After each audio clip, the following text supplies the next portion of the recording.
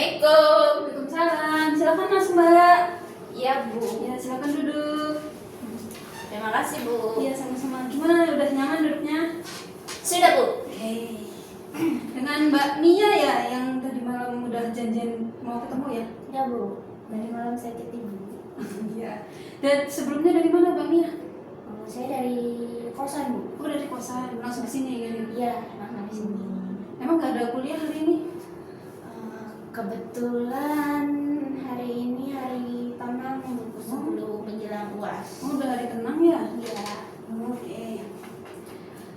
Baik, kita kan di sini mau ngelakuin konseling ya. Ya. Jadi sebelum dimulai, Mbak Mia bisa nih cerita semua yang mau Mbak Mia ceritain. Dan Mbak Mia nggak usah tidak usah bingung atau takut kalau nanti apa yang Mbak Mia ceritain di sini akan tersebar luaskan, karena di sini Ibu akan menjaga kerahasiaan yang Mbak Mia ceritakan ke Ibu sesuai dengan kode etik seperti itu. Jadi saya kalau nyeritain segala hal yang saya rasakan nanti nggak diceritain kemana-mana gitu Bu, karena saya takut kayak teman saya ceritain ke teman malah nyebar semuanya. Tidak usah takut ya. Setelah keluar dari ruangan ini semuanya akan sudah gitu, tidak akan ada sesuatu yang terbocorkan seperti itu. Baik Ibu. Oke. Jadi boleh diceritakan mungkin apa yang membuat Mbak Mia sehingga mengajak Ibu untuk berjanjian melakukan konseling ini? Saya mau cerita sih Bu, kan saya saat ini masih semester 2 ya Bu, baru nyelesain 1 semester, tapi saya masih merasa kurang beradaptasi, kayak shock gitu dengan budaya yang ada di sini, apalagi di Jogja. Apalagi kan saya dari Jawa Barat ya Bu, dari suku Sunda. Pas datang ke sini saya kayak punya truth issue-nya gitu Bu. Jadi Mbak Mia ini kan masih semester awal ya, jadi masih susah beradaptasi, masih culture shock juga kan ya, apalagi dari Sunda terus tiba-tiba ke Jogja yang banyak orang di sini dari manapun gitu ya. Iya Bu, kayak kemarin kan saya satu kosan ya Bu. Saat ini sih masih saat ini ada yang dari Medan, ada dari Jawa, terus saya dari Sunda, dan masih ada kayak teman-teman sama kakak-kakak tingkat lainnya yang memang ngekos di sana. Terus tuh kemarin kan kita kemarin itu yang dari Medan sama dari Jawa itu sekelas sama saya, dan saya tuh rada kaget sama orang Medan karena lantang banget Bu kalau manggil tuh. Kan kalau saya di Sunda Neng Mia sambil lembut kan, Mia gitu Bu. Saya kaget Bu, soalnya saya nggak pernah digituin. Terus kemarin kan kita mau masak-masak nih, terus tuh teman saya tuh, saya sama teman yang dari Medan itu saya pergi kan Bu, naik buat belanja ke pasar. Terus tuh teman yang Jawa itu nitip gedang kan Bu. Nah saya ke pasar lah sama teman yang Medan itu. Terus saya balik lagi ke kosan, terus saya bawa gedangnya, terus saya dimarahin Bu, katanya ngapain kamu bawa gandul ya Bu, bahasa Indonesianya Pepaya ya pepaya, maksud saya gedang, maksudnya itu pisang katanya. Nah saya nggak tahu, soalnya yang saya tahu gedang itu kan iya kan, gedang itu ya pepaya bukan pisang. Terus dia ngambek Bu sama saya. Berarti itu pertama Mbak Mia itu karena di Sunda sering kayak dipanggil dengan Nengnya, halus gitu ya. Terus tiba-tiba di Jogja dapet teman yang Medan dengan manggil Mia gitu kan, suaranya lebih tinggi, kaget ya kan. Terus juga perbedaan bahasa juga kan, di Mbak Mia itu gedang ternyata pepaya, terus di Jogja ini ternyata gedang itu pisang, begituan ya. Ya Bu, kayak kenapa beda semua. Terus kayak kan saya tersentak gitu Bu, kayak biasanya dipanggil lembut kok ini keras banget gitu. padahal mungkin maksud mereka tuh ya saya tahu sih culture dari orang Medan itu keras-keras ya Bu, maksudnya tuh mereka tuh manggil seperti itu dari sananya mungkin mereka biasa, tapi menurut saya yang kadang nggak kayak gitu ya di Sunda kan halus gitu, jadi kaget gitu Bu. Jadi Mbak Mia tuh merasakan kaget gitu. Mbak Mia pernah nggak kayak menegur temannya Mbak Mia gitu, kayak suaramu bisa lebih giniin nggak gitu, aku kaget kayak gitu, pernah nggak? Pernah sih Bu, baru kan udah hampir mau 1 tahun lebih ya Bu. Nah saya pernah bilang gitu, bisa nggak kalau manggil tuh biasa aja, jangan kayak gitu. Terus teman saya bilang, ya saya ini biasa manggil kamu katanya. Ya udah deh, terserah kamu mau manggil gimana aja. Jadinya Mbak Mia kayak ya udah terserah kamu gitu aja gitu ya. Iya, soalnya diladenin itu emang kebiasaan dia, mungkin nggak bisa dirubah ya Bu. Karena emang dari Medan ya, kebanyakan orang ngobrol dengan suara yang tinggi gitu ya. Oke. Selanjutnya kan tadi katanya ada yang teman Mbak Mia itu karena Mbak Mia salah beli itu ya, kan marah. Terus itu gimana Mbak Mia? Ngebujuknya atau ada ngebujuk atau apa gitu? Itu ditengahin sih sama yang temen saya yang orang Medan, katanya ayolah nggak apa-apa minta maaf, emang kita salah juga nggak nanya, kita nggak tahu maksud dia itu apa. Terus kita minta maaf ke dia, maaf ya soalnya aku nggak tahu kalau gedang yang kamu maksud itu pisang bukan pepaya, soalnya yang aku tahu di Sunda itu kalau gedang itu ya pepaya gitu. Aku minta maaf sih Bu. Berarti udah ada niatan gitu ya, mau minta maaf, terus dimaafin tidak sama teman? Dimaafin Bu, kita nggak jadi berantem lagi, syukur ya. Oke. Terus selain dari temannya Mbak Mia itu, mungkin dari teman itu kan teman kos ya, mungkin di teman kelas atau hal lain yang membuat Mbak Mia kalau tersesat itu ada lagi nggak? Ya mungkin karena di sini di Jogja ya Bu, mahasiswa yang sekolah di sini tuh beragam, tapi mungkin yang paling sering maksudnya tuh nggak yang besar itu ya pasti dari orang-orang Jogjanya. Nah, saya tuh kurang ngerti Bu sama bahasa Jogja yang tadi kata bisa gedang bahasa itu. Terus tuh kan dosen di sini juga mungkin mengikuti ya Bu pengajaran orang Jawa tuh kayak apa, terus pakai bahasa Jawa. Nah kadang saya kurang ngerti kalau dosen ada yang menjelaskannya itu pakai bahasa Jawa bukan bahasa Indonesia. Kadang kayak saya suka menanyakan ini apa ya artinya, padahal mungkin dosennya itu sedang bercanda menggunakan bahasa Jawa, atau mungkin mereka keceplosan menggunakan bahasa Jawa. Kadang saya merasa bertanya pada teman apa sih artinya, oh itu artinya. Terus tuh kalau teman-teman yang orang Jawa kumpul kan di kelas ya Bu, sering pakai bahasa Jawa cerita-cerita. Nah, saya cuma diem soalnya saya nggak ngerti Bu apa yang mereka bahas gitu.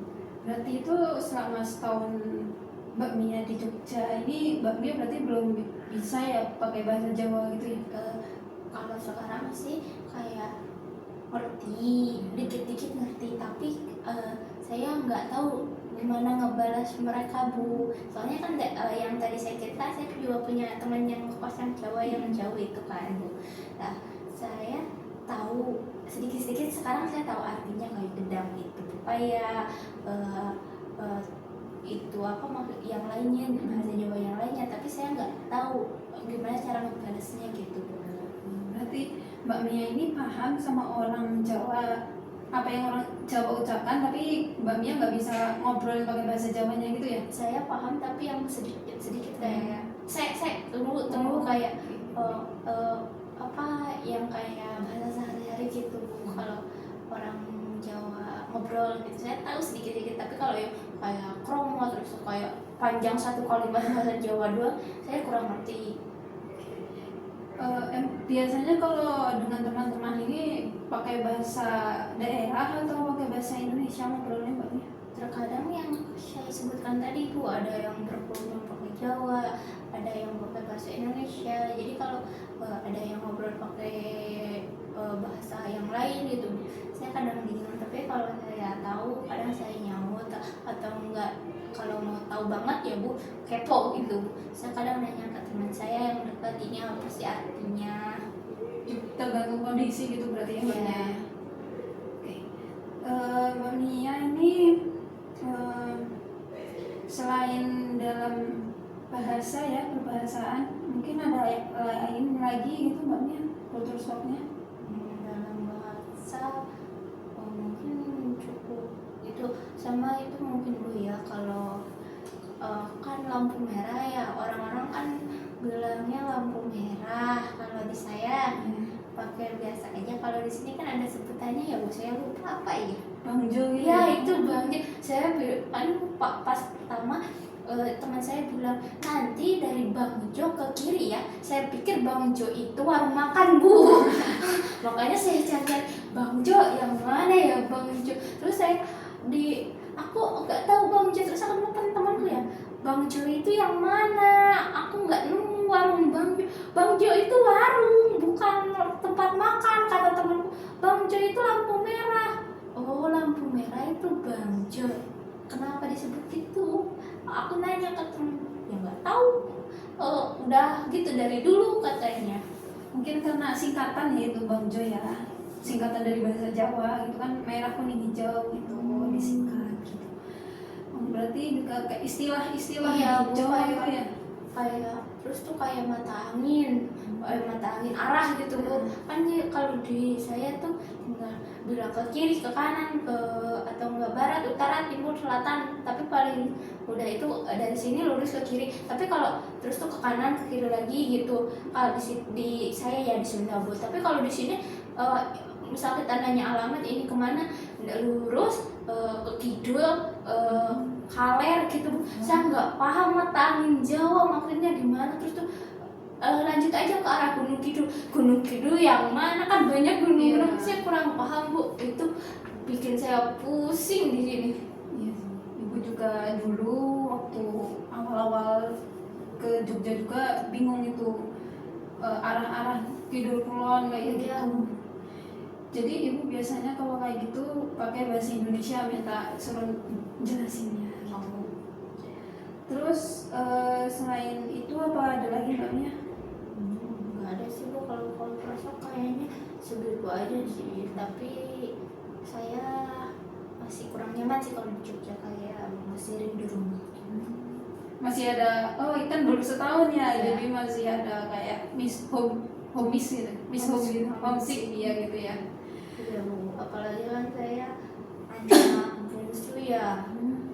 Jadi pas orang tua saya ngizinin saya pergi jauh, saya antara seneng, udah gak dikekang, sama saya takut Bu. Soalnya ini baru pertama kali pergi jauh. Biasanya kan saya sekolah di rumah-rumah dekat, sekolah-sekolah dekat rumah gitu. Tapi sekalinya saya jauh, saya pergi ke Jogja. Jadi saya kan kenapa jauh banget ya, dulu saya nggak di sekolah, padahal di tempat saya ada kok universitas yang bagus, ada kok program studi yang sama. Kenapa saya harus cari yang jauh gitu Bu? Ada rasa kayak sedikit penyesalan gitu ya milih jauh. Iya Bu, kadang kenapa sih milih jauh. Terus tuh kayak kan teman-teman saya yang di sana sekolah di perkuliahannya itu yang dekat-dekat gitu. Jadi mereka tuh kalau mereka libur ya saya belum libur. Terus tuh ketika saya libur mereka masuk Bu. Jadi kadang saya sedih, kenapa saya milih yang jauh ya gitu. Jadi cara Mbak Mia nih mengatasi rasa homesick itu gimana? Kalau saya sekarang nggak tahu ya Bu, saya nangis aja gitu. Mbak Mia nggak pernah kayak, apakah pernah kayak berhubungan dengan orang tua kayak telepon atau chat-chatan di WA seperti itu? Sering sih Bu, malah orang tua saya yang ngeliat saya tiap hari gitu nanyain. Jadi itu yang membuat saya makin homesick gitu Bu. Apakah Mbak Mia ada kayak mengikuti kesibukan di kuliah untuk meminggirkan atau kayak biar lupa gitu sama homesicknya itu? Saya sih ikutan itu ya Bu, kayak himpunan mahasiswa gitu Bu. HM ya. Iya, sama IMM Bu. Oh, seperti itu. Wah, ternyata ikut banyak ini ya, organisasi ya Mbak Mia di sekolahan, di kuliahannya ya. Iya Bu, tapi saya nggak tahu bahwa IMM itu organisasi keislaman Bu. Saya asal masuk aja nggak tahu bahwa itu tuh organisasi Islam Bu. Oh, seperti itu. Kan saya NU ya Bu. Iya. Ternyata saya tuh NU yang ikut pemerintah, pas kesini masuk IMM.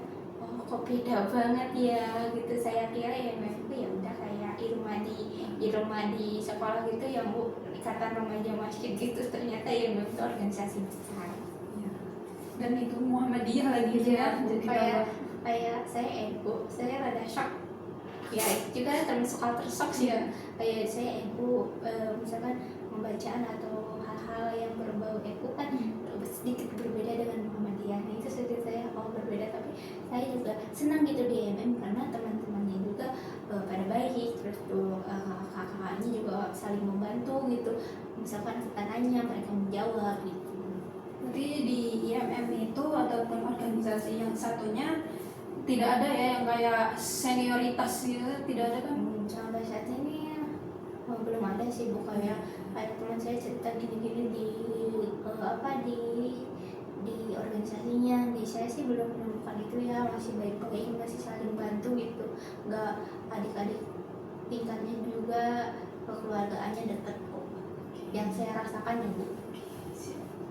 Jadi untuk kembali ke culture shock ya tadi ya, gimana tuh cara Mbak Mia biar bisa berbaur dengan teman-teman gitu kan? Kadang banyak tuh yang satu tapi bahasanya banyak, pakai bahasa masing-masing gitu kan, kayak bahasa Jawa gini-gini gitu, tanpa kalau tidak nanya ke teman sebelahnya itu gimana?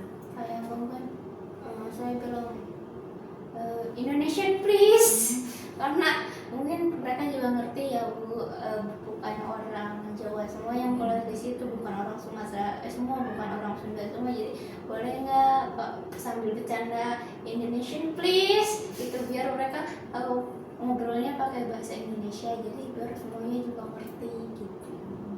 Bener sih, bagus itu. Mbak Mia punya solusi ya buat bisa nyambung ngobrolnya dengan sesama teman yang beda daerah seperti itu ya. Kemudian Mbak Mia kalau sama teman yang sekos itu kalau sering ngobrol itu pakai bahasa Indonesia kan? Nah sekarang mulai kecampur-campur Bu, semuanya ada Bu. Kayak aku keceplosan pakai bahasa Sunda, kan kita udah janji ya kita pakai bahasa Indonesia saja, tapi tetap aja Bu, kita pasti keceplosan pakai bahasa masing-masing. Termasuk saya juga Bu, kadang saya pakai bahasa Sunda. Apa sih itu maksudnya? Terus tuh orang Medan keceplosan sama kayak teriak atau intonasinya tinggi, terus orang Jawa keceplosan pakai Jawa. Tapi sekarang udah mulai kayak gitu tuh, udahlah dijadiin bahan ketawaan aja gitu. Tapi ini kan tidak ada kayak membuli budaya seperti itu, tidak ada atau ada? Kalian bercandaan sih, Bercanda semata gitu ya, kayak orang Medan gitu. Kan orang Medan iya. Kayak saya bilang orang Medan, kalau ketemu orang Medan sama teman saya. Jadi bisa, walaupun awal-awalnya Mbak Mia itu culture shock, tapi tetap bisa ini ya, mengatasi gitu ya. Iya sih Bu, kalau culture shock mungkin saya masih bisa mengatasinya. Baik, kalau yang tadi juga ada yang homesick ya. Nah, yang homesick ini Mbak Mia apakah sering pulang? Itu bolak-balik gitu atau gimana? Jarang Bu, soalnya biayanya mahal Bu, naik kereta mahal. Naik kereta ya? Berapa jam kalau naik kereta Mbak? 3 jam lebih, 4 jam. Tapi kan Mbak Mia itu juga sering ngobrol ya sama orang tua gitu kan, tapi kan masih tetap homesick gitu. Apakah pernah ada saudaranya Mbak Mia dari keluarga gitu atau orang tuanya Mbak Mia yang kayak nyamperin Mbak Mia ke Jogja gitu?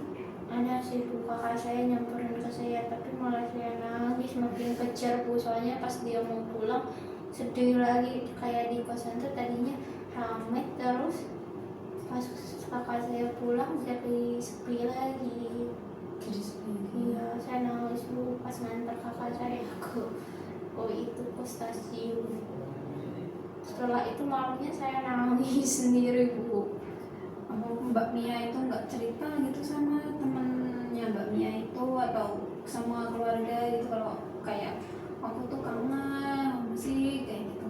Kalau ketemu sih ya saya kurang nyaman ya bu, karena yang tadi saya bilang saya takut itu tuh apa yang saya sampaikan jadi tersebar kemana-mana gitu ceritanya. Jadi saya mending mendam sendiri atau saya cerita ke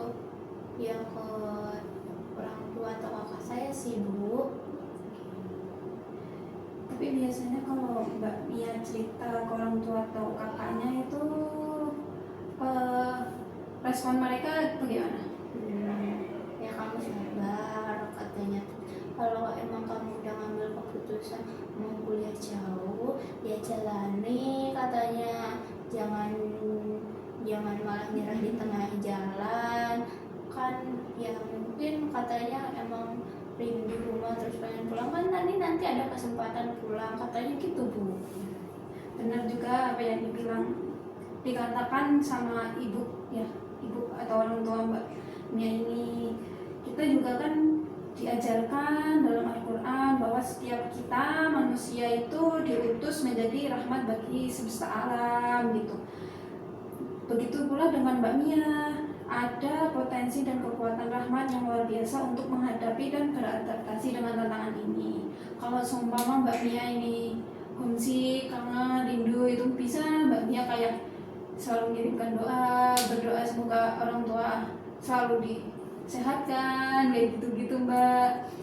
Kan juga setiap apa yang kita ambil itu pasti ada tantangannya ya. Kan itu homesick kan juga termasuk tantangan, adaptasi juga tantangan. Allah kan juga tidak akan membebani umatnya melebihi dengan kapasitas umatnya, seperti itu Mbak Mia. Jadi begitu ya bu. Jadi untuk kedepannya nih, agar Mbak Mia bisa lebih mengurangi kayak homesicknya itu, Mbak Mia inginnya bagaimana? Mungkin saya mau gimana ya bu, saya juga bingung, makanya saya kesini kayak ngurangin homesick itu kayak gimana sih bu. Kayak saya kayak udah ikut organisasi ini, selain itu apa sih bu gitu, makanya saya datang ke sini. Bisa Mbak Mia mungkin main bersama temannya, sering main, kalau enggak ya lebih menyibukkan diri gitu dengan kegiatan-kegiatan kampus. Kayak seumpama kalau kampus itu ada acara, Mbak Mia bisa tuh jadi panitia atau ikut jadi pesertanya, seperti itu Mbak Mia. Tapi kan saya masih junior bu, saya takut gitu, soalnya saya suka di zona nyaman, saya nggak mau keluar. Udah, Saya suka, jadi kalau saya di zona nyaman udah kenal kakak-kakak tingkat kayak IMM kan mereka merangkul. Nah saya takut pas saya ikutan kayak yang ibu saranin yang kegiatan gitu, nanti itu kakak-kakaknya nggak nerima saya bu, saya takut dibully bu. bisa ya Mbak Mia itu bilang ke kakak-kakak IMM-nya atau organisasi yang tadi itu, himpunan mahasiswa itu, kayak Mbak ikut acara ini ya, kalau enggak Mbak ada acara lain nggak, kalau ada ikut yuk, kayak gitu-gitu. Kayak Mbak Mia juga ngajakin mereka gitu Mbak. Tapi biasanya pas saya ngajakin ya mereka itu udah ada jadwalnya sendiri, jadi saya tuh malu kalau kan kemarin udah ngajakin dia, namanya Mbak Mawastu.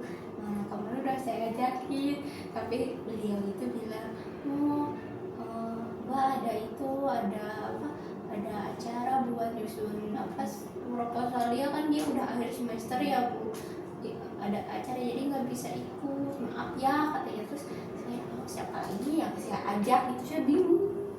Teman mungkin kan biasanya ada teman seangkatan pastinya Mbak? Ngajak teman pernah sih kemarin, tapi kemarin katanya dia sibuk itu lomba karate, jadi saya nggak berani lagi ngajaknya, takut ngeganggu. Oke, kalau Mbak itu main gitu, Mbak Mia sering main, tapi ya ini juga sih jangan keseringan, nanti takutnya kan tugas kuliahnya malah terlupakan seperti itu. Masih saya main Sering atau beberapa kali? kalau ada waktu kosong di weekend saya main Sama teman-teman atau sendiri? biasa diajak sama orang Jogja yang langsung. Kirain saya Gunung Kidul deket tuh, ternyata jauh banget bu. Itu punggung saya encok balik-balik dari sana. Iya, Gunung Kidul itu apakah Mbak Mia itu perginya kemana Gunung Kidulnya? Pantai bu, kata teman saya deket.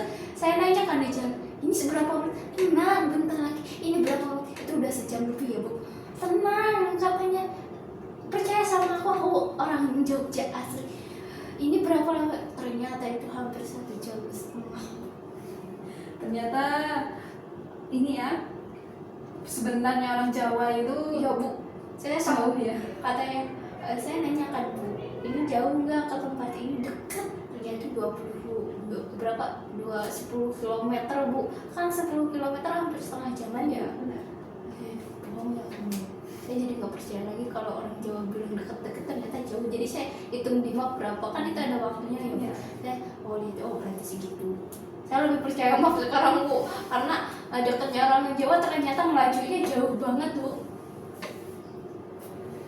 Terus untuk kedepannya nih Mbak Mia agar tidak kultur shock lagi itu gimana Mbak Mia?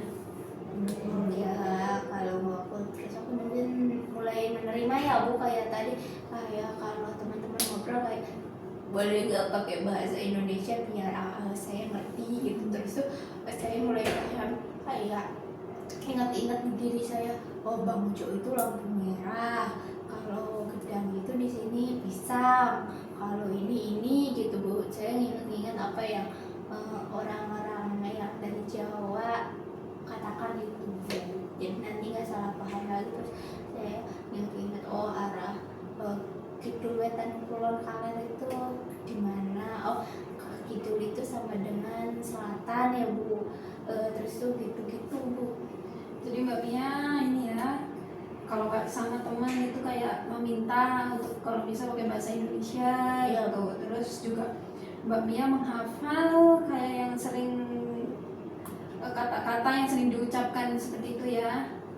Ya jadi saya makin paham, jadi nanti nggak salah kaprah lagi kayak yang gedang itu. Saya malu banget itu, antara malu sama kesel sama marah. Tapi apa ada bahasa yang beda lagi dengan Sunda, dengan Jawa itu? Kayak nasi, kalau di Sunda nasi itu apa? Saya lupa lagi, kemarin tuh teman saya baru bilang nasi dari di Jawa maksudnya. Sego itu kan? Sego kan, kalau di saya nasi itu ya nasi. Oh terus tuh kayak lauk di sini apa bu artinya? Iwa itu kan Ikan. daging kan itu yang kayak ikan-ikanan itu. Kalau kan ibu nyebutnya daging ya, kalau saya di lauk itu kayak menu apa, menu makan gitu, mau lauk apa, lauk daging, lauk ikan. Tapi di Sunda juga banyak artinya bu, ada itu kan bisa nyebutin arti mesti lauk apa, terus lauk itu bisa berapa artinya ikan gitu, banyak bu yang di Sunda gitu. Terus di Jawa beda lagi.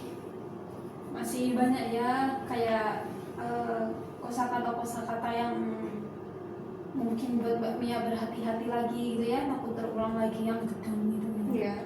Terus kayak saya kan kayak di Sunda tahu sosodok nggak bu? Nggak tahu itu apa itu. Itu kalau di Indonesia nya pongki, tahu pongki? Pongki kalau abis nyapu terus ke tahu serok gitu ya. serok kan. Saya nanya ke orang yang jaga kosan, mbak ada sosodok kan? Sosodok apa mbak? Malah nanya balik ke saya bingung nge-Indonesiain sama yang Jawa ini apa. Pengki apa? Nggak tahu lagi Mbak yang menjaga kosan. Oh itu apa? Serok. Serok kan kalau di saya serok tuh buat masak, buat serokan. Kalau di sini, ada pengki tahu gitu. Saya jadi bingung pas pertama itu di kos. Kan saya mau nyapu kamar. Kok nggak ada pengki? Nggak ada sesodoknya. Sesodok apa di sini? Pengki di Indonesia di Jawa apa? Oh, serok ternyata gitu Bu. Jadi yang jadi masalah utamanya Mbak Mia itu di itu ya, di bahasa yang apalagi Jawa sama Sundanya itu ya, yang bikin Mbak Mia pusing gitu ya. Saya pernah nanya ke Google, jawaban Google malah ngawur Bu, makin ngawur. Terus saya tulis saja pengki Indonesia, terus saya tunjukin ke Mbaknya. Nah ini gambarnya Mbak. Oh ada itu serok katanya. Tapi Mbak Mia bisa ini ya, kalau semua kayak perbedaan bahasa itu Mbak Mia bisa menemukan solusinya buat ngasih tahu gitu ya Bu. Ya udahlah, saya lihat aja gambarnya nih Mbak kalau cari sesuatu. Oke. Tapi kadang Mbak Mia itu masih sampai sekarang masih ini ya, masih beradaptasi ya, masih susah gitu kan ya. Harapannya Mbak Mia itu untuk kedepannya bagaimana Mbak? Harapan saya kedepannya sih Bu, saya bisa lebih beradaptasi dengan semuanya. Kan saya kata yang saya bilang tadi, saya sudah mulai memahami beberapa kosakata ya Bu, yang orang Jawa bilang kesehariannya gitu, kayak yuk mangan artinya kan makan, udah mulai ngerti gitu. Selebihnya mungkin kan nanti ini baru 1 tahun, belum ya tahun kedua atau ketiga, mungkin harapannya di tahun berikutnya saya sudah mulai hafal. Kan mungkin orang yang tadinya nggak bisa juga kalau terus belajar bisa ya Bu. Iya benar, apalagi juga nanti sering dengar gitu kan, mungkin jadi terbiasa gitu ya Mbak ya. Oke, mungkin waktunya sudah cukup ya. Waktunya sebentar. Waktunya sudah mencukupi dan mungkin Mbak Mia di sini ada acara lagi gitu ya. Dan terima kasih buat Mbak Mia udah mau datang ke sini tanpa ada paksaan ya dari Ibu ya. Ini Mbak Mia sendiri yang mau ya untuk bercerita dengan Ibu.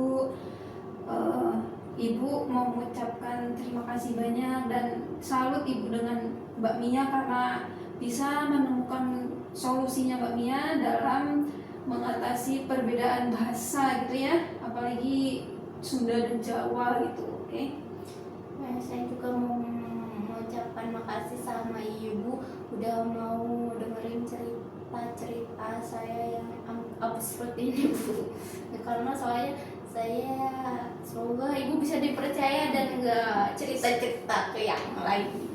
Ibu Ibu akan menjaga kerahasiaan ini ya. Mungkin Mbak Mia ada yang masih dikeluhkan gitu Mbak Mia? Enggak ada sih Bu, saya sudah belum ceritain semuanya. Baik, berarti cukupkan saja ya. Ibu tutup ya. Assalamualaikum warahmatullahi wabarakatuh. Waalaikumsalam. Makasih. Iya, sama-sama Mbak Mia. Saya pamit. Ya, hati-hati ya di jalan ya Mbak Mia. Ya.